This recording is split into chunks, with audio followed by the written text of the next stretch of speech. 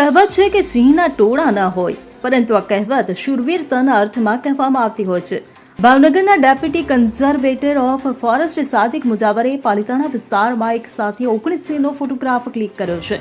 તસવીર સાથે દાવો કરવામાં આવી રહ્યો કે અત્યાર સુધીમાં એક સાથે સૌથી વધુ સિંહ એક ફોટોમાં જોવા મળ્યા છે. ઉલ્લેખનીય છે કે હાલમાં થયેલી સિંહની વસ્તી ગણતરી બાદ ગુજરાતમાં એશિયાઈ સિંહોની વસ્તીની કુલ સંખ્યા 891 થઈ છે. છેલ્લે 2015માં થયેલી ગણતરીમાં ગુજરાતમાં સિંહોની સંખ્યા 523 નોંધાઈ હતી. Bureau report CN24 news. હવે જુઓ દેશ દુનિયાની તમામ ખબરો તમારી આંગળીના ટેરવે. ઉઠાવો મોબાઈલ અને ગૂગલ પ્લે સ્ટોર પરથી ડાઉનલોડ કરો અમારી CN24 ન્યૂઝ મોબાઈલ એપ.